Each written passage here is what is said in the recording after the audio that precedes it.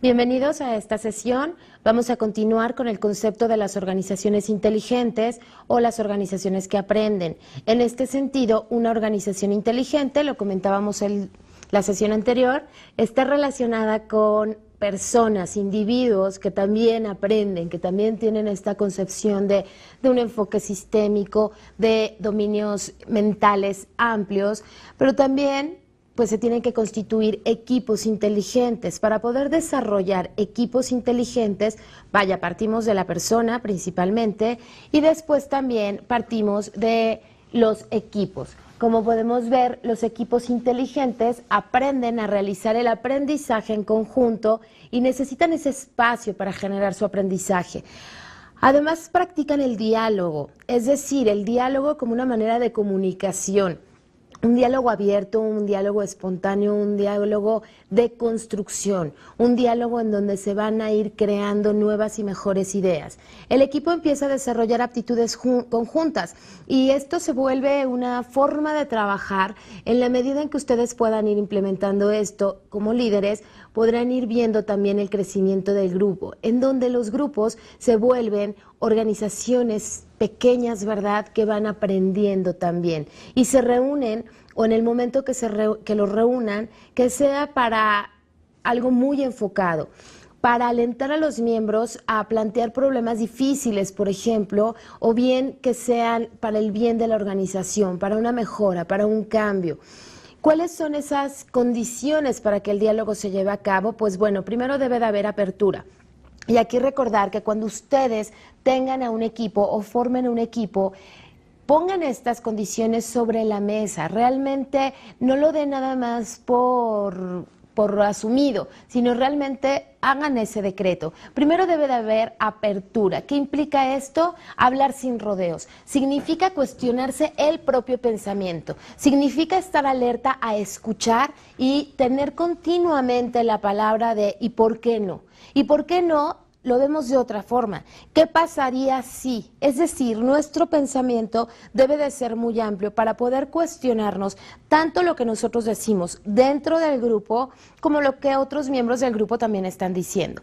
De tal manera que también se debe de tener las condiciones básicas, y créanme que esto es algo que podría parecer muy obvio, pero que desafortunadamente no lo es. Recordando que lo obvio causa ceguera, cuando estamos hablando de un diálogo y de establecer grupos para el diálogo, debe uno de cerciorarse que la gente se siente en círculo de preferencia, de tal manera que se fomente la interacción en todos los sentidos.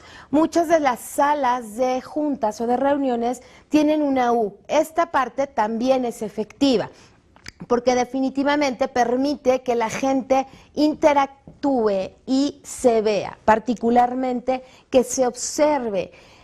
¿Qué dice la otra persona? ¿Cómo lo dice la otra persona? El hablar en círculo también es efectivo. Lo que no se vale son reuniones en donde la gente esté sentada como tipo salón, en donde todos están viendo hacia una dirección y la única interacción que se fomenta es la que está lado a lado. Recuerden, este tipo de auditorio no es efectivo para generar equipos que vayan con el diálogo o que vayan a establecerse en ese sentido. Hacer que la gente se sienta en círculo y plantea en voz alta lo que le preocupa. Generalmente, cuando estemos desarrollando estas habilidades en la gente, se requiere de un moderador.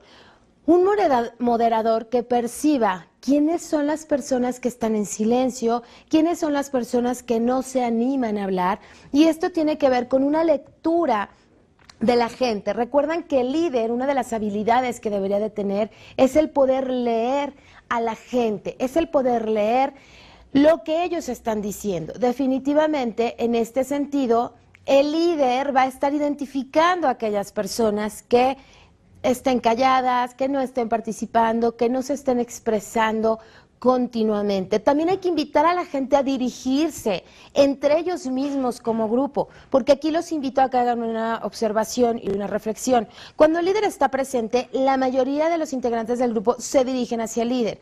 El líder en ese momento lo que debe hacer es decirles a ellos, entre ustedes, hablen entre ustedes, vayan a plantear el problema entre ustedes. Recuerden que esto es mientras está en un proceso de entrenamiento o en un proceso de aprendizaje. Debe de haber una apertura participativa y que además, si de pronto en ese grupo que queremos que desarrolle estas habilidades de aprendizaje, el que se sientan confortables, aún estando el director general, que no sea la última palabra la del director general. Es decir, que esta apertura participativa se dé y se hable desde un principio, porque si no, mucha gente se puede sentir sesgada a expresar sus comentarios, sobre todo si hay figuras jerárquicas dentro de la reunión. El otro punto es invitarlos a una apertura reflexiva, es decir, cuestionar el pensamiento de los demás y de nosotros también, de tal manera que podamos construir. Algo que no está permitido dentro de estas reuniones es fomentar las críticas destructivas o bien fomentar cuando las palabras o las personas dicen que no. Yo aquí los invito a que reflexionen y que observen cómo se están comportando hoy sus grupos, sus equipos de trabajo, en una reunión, en algún programa. En estos días yo les pediría que simplemente observaran, identifiquen quién se comunica con quién, cómo se comunican, cuáles son las actitudes que la gente está tomando, para poder transformarlos en ese grupo de aprendizaje, en ese grupo inteligente, en donde el diálogo se permite. Seguramente cuando estén observando podrán identificar que cuando alguien propone una idea, algunos otros miembros del grupo lo primero que dicen es no estoy de acuerdo, eso no va a funcionar. Aquí, cuando ya estén trabajando en desarrollar estos grupos que aprenden, invítenlos a que no destruyan de entrada la primera parte, sino más bien que construyan sobre esa premisa. ¿Qué quiero decir con esto? Cuando la gente diga que no lo permitan. Díganle, no se vale, no me digas que no, mejor dime sí y cómo vas a complementar esta pregunta. De esa manera las reuniones van a ser altamente productivas.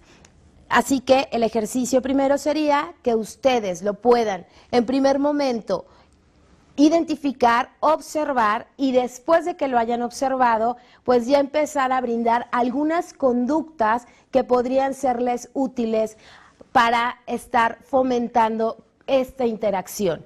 Y que esta interacción se dé, evidentemente ustedes como líderes deberán tener esa misma apertura para ser cuestionados, esta misma apertura para ser reflexivos sobre su propia posición.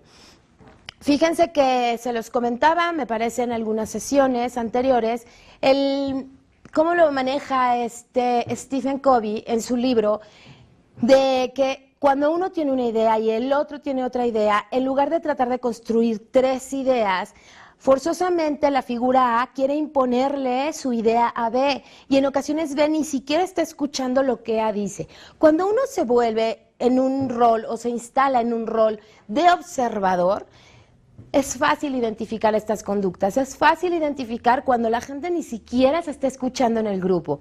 Así que los invito, primera parte, observen cómo se está comportando su grupo, segunda parte, empiecen a trabajar con ellos, independientemente de la visión, hacia dónde quieren llegar o los cambios que ustedes quieran realizar. Sí los invito a que trabajen en este tipo de cuestiones para desarrollar al grupo, porque al final del día ustedes van a encontrar un gran beneficio. La gente aprende a comunicarse. Cuando se integra un grupo, un integrante más, la gente tiene mayor apertura también para darle esa bienvenida. Y de esa manera es como se van construyendo pues, relaciones y una estructura fuerte a nivel formal, no solamente a nivel informal.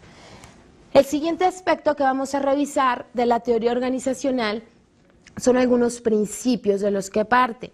El primero es comprender a la organización como un organismo vivo. ¿Qué significa esto? Comprender a la organización como un cuerpo completamente.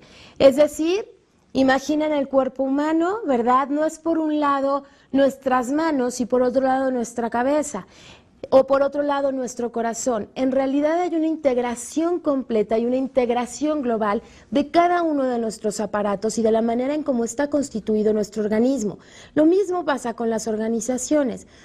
El hecho de que sean áreas diferentes y que esas áreas estén divididas en organismos también pequeños, que además están vivos, que además tienen cambios, que además tienen como pues esa naturaleza, esa energía en movimiento continua, pues lo mismo pasa definitivamente en la organización. Si nosotros lo comprendemos de esa forma, este enfoque sistémico que necesitamos de cada uno de esos pequeños organismos, de todas esas partes para que se integren en un todo, entonces estaremos mucho más enfocados a nuestra toma de decisiones global, integral. Otro de los aspectos es entender que estos mismos organismos, estos departamentos o unidades de trabajo, pues bueno, se interrelacionan, pero además tienen una interdependencia. Lo que haga uno le va a afectar al otro, lo que haga compras le va a afectar a la producción, lo que haga producción le va a afectar a ventas, definitivamente. Una política nueva le va a afectar a todo el sistema en conjunto. Entender esto definitivamente nos va a cambiar nuestro rol como líderes dentro de las organizaciones. ¿Por qué? Porque, bueno, surge un nuevo papel del administrador o bien del líder, en donde el líder se torna diseñador e investigador. ¿Diseñador de qué? ¿O qué investiga? Pues bueno, principalmente investiga la comprensión de la organización y esas fuerzas, tanto internas como externas, que necesitan impulsarse para un cambio, ¿verdad? El líder investiga o comprende, observa aquellas áreas que están en pugna, o bien dentro del área, aquellas personas que están en conflicto y que eso está definitivamente disminuyendo los objetivos o desviando los recursos para llegar a la meta. De tal manera que el líder va a ser un observador continuo y constante, pero más allá de solo observar y reflexionar sobre ello, pues también va a diseñar los procesos de aprendizaje por los cuales los líderes de toda la organización llegan a entender estas estructuras. Y además, cada momento se va a volver una oportunidad de aprender o una oportunidad de enseñar.